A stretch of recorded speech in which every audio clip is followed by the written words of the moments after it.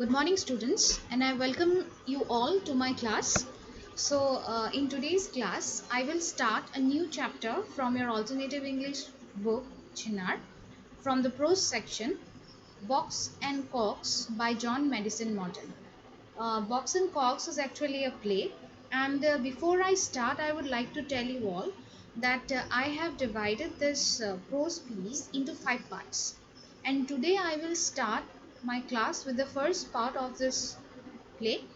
And in this part, we will come to know about the author, what type of play is this, title of the play, characters in the play, and we will continue with the first scene. And after explaining the first scene of this play, we will discuss some important questions from this part. So let us start with about the author. Okay, now let us start with about the author. The play Box and Cox is written by John Madison Morton, 3rd January 1811 to 19 December 1891. So he is an English playwright specialized in one-act farces. His famous farce is Box and Cox, staged in 1847. His first farce, My First Fit Out of the Gout, 1835.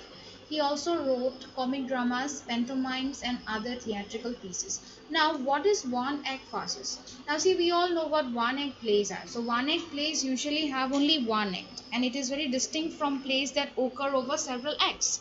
Now, farce is actually a humorous play.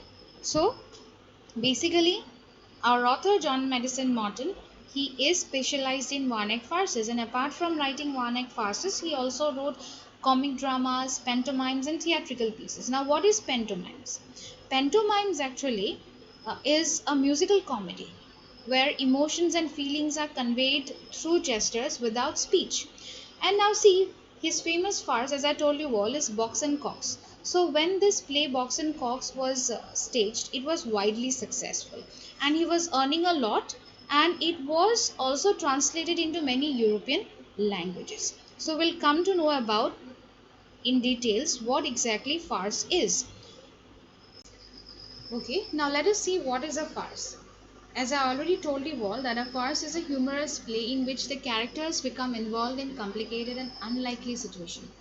It aims at entertaining the audience through situations that are highly exaggerated, extravagant, and thus improbable. This genre owes its origin to French theatre, where it made inroads into Italy first and later into England. Now, John Madison Morton's Box and Cox belongs to this dramatic genre, farce. It was staged as comic opera in France. Now, see, this farce, Box and Cox, the characters which we will see here, all these exhibit the traits of some caricatures, and these are not real life characters. So their every action, every word they speak is enough to evoke hilarious laughter.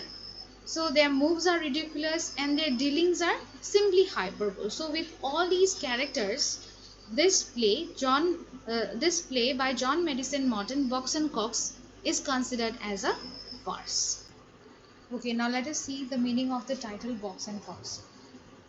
So the title Box and Cox is used as a phrase here, and it refers to an arrangement in which two people makes use of the same accommodation or facilities at different times according to a split arrangement.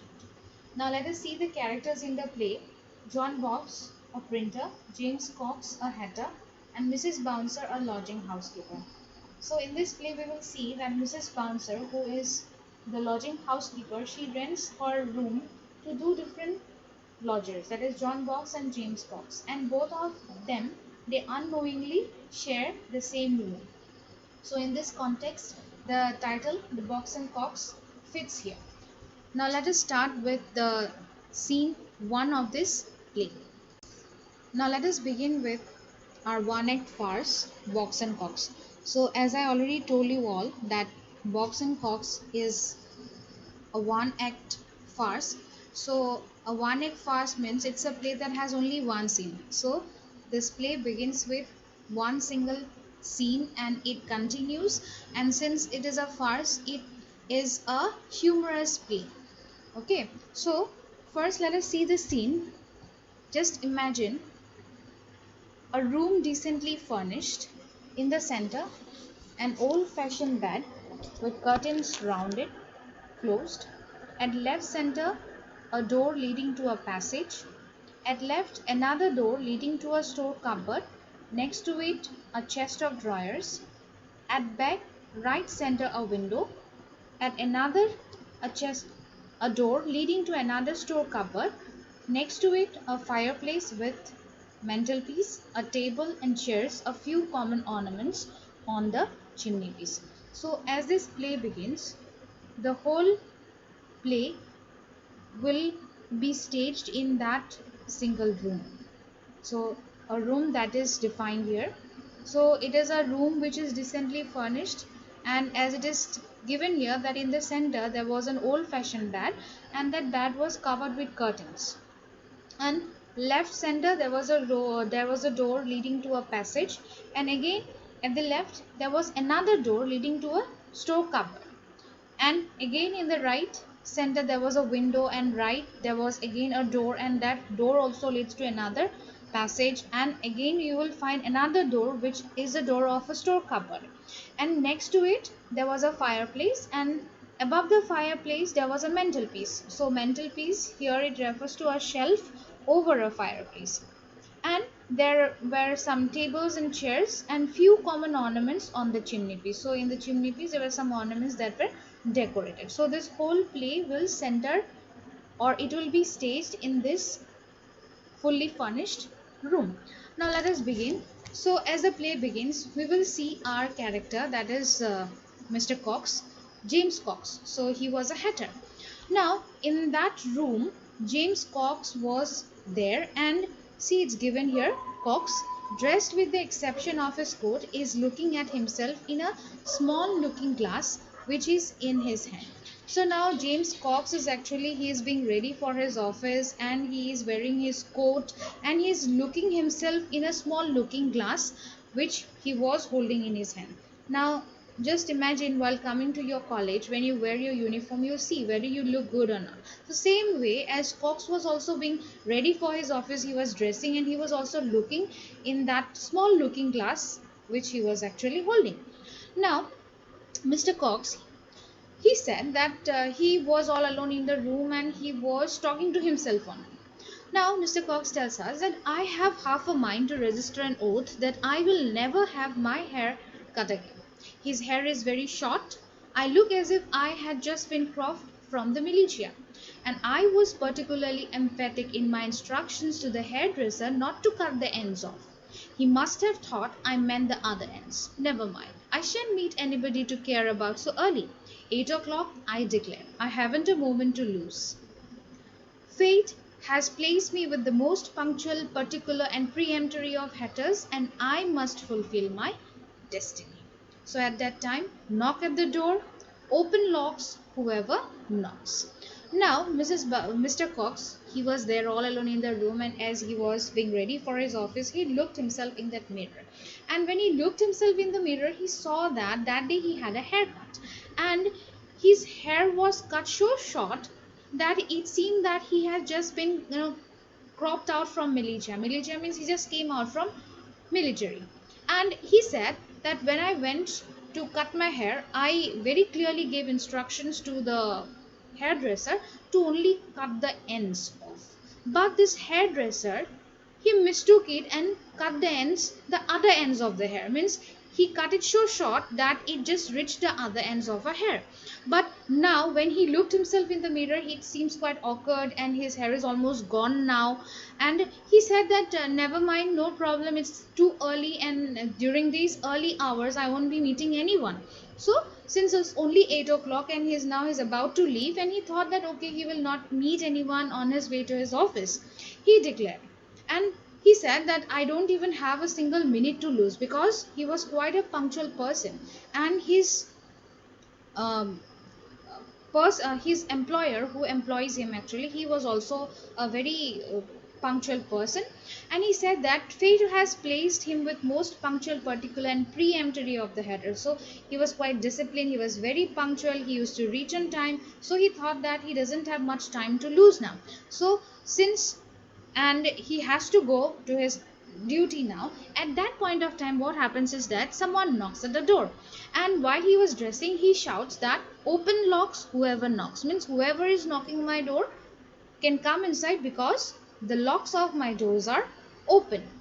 So at that time, Mrs. Bouncer enters into his room. Now, as Mrs. Bouncer enters Mr. Cox's room, Mrs. B, good morning, Mr. Cox. I hope you slept comfortably, Mr. Cox. Cox, I can't say I did, Mrs. B. I should feel obliged to you if you could accommodate me with a more protuberant bolster. Mrs. B, the one I have got now seems to me to have about a handful and a half of feathers at each end, and nothing whatever in the middle. So as Mrs. Bouncer enters Mr. Cox's room, she greeted him and asked him whether he could sleep properly that night or not. And Mr. Cox replied that he couldn't sleep. The reason behind is that actually the bolster which was provided to him by Mrs. Bouncer was not in proper shape. So the feathers which were there inside the bolster, half of the feathers were at each end and there was nothing in the middle. So the bolster was not in proper shape and it was completely flat in between, and half of the feathers were there at each end. So it was very difficult for him to sleep properly. So he complained Mrs. Bouncer to change that bolster, and so that he could sleep properly. So today I would end my explanation here, and the rest of the explanation will be in the second part of this lesson, and after that we will see some important words from this part. These are some important words from this part which I have explained till now. Mental peace, a self over a fireplace. Accommodate, provide me with. Protuberant is bulging. Preemptory, leaving no opportunity for denial or refusal. These are some important questions from the part which I have explained till now. You will find these answers in page number 66 and 67. So question number 1, what was Cox doing when we meet him first?